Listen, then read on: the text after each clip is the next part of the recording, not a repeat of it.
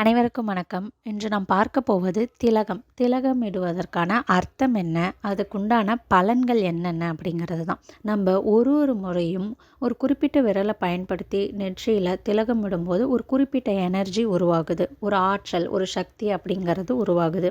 5 விரல்கள் 5 கிரகங்களோடையும் பஞ்சபூதத்தோடையும் இணைந்து என்ன மாதிரியான பலன்களை நமக்கு தருது அப்படிங்கிறத தான் பார்க்க போகிறோம். முதலாவதாக பெருவிரல். பெருவிரல் அப்படிங்கிறது நெருப்பு தத்துவத்தை எடுத்துரைக்கிற விதமாக அமைஞ்சிருக்கு. அப்போ பெருவிரலால் செந்தூரத்தை திலகமாக வைக்கும்போது தைரியம் அப்படிங்கிறது நமக்குள்ளே கிடைக்கும். தைரியம் வருவதற்கு நமக்கு உதவியாக இருக்கக்கூடிய கிரகங்கள் தான் செவ்வாய் பகவானும் சுக்கிர பகவானும். அடுத்ததாக சுட்டுவிரல்.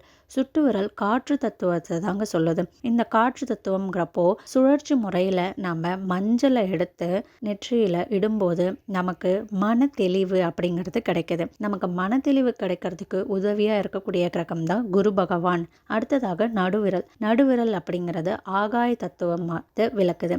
ஆகாய தத்துவம் அப்படின்னும் போது தெரிஞ்சிருக்கும். மேல் கீழ் நம்மளுடைய நெற்றியில் இந்த விபூதியை நம்ம வைக்கும்போது நமக்கு ஒழுக்கமும் மன உறுதியும் தெளிவும் கிடைக்குது. நமக்கு தெளிவு கிடைக்கிறதுக்கு உதவியாக இருக்கக்கூடியவங்க தான் சனி பகவான்.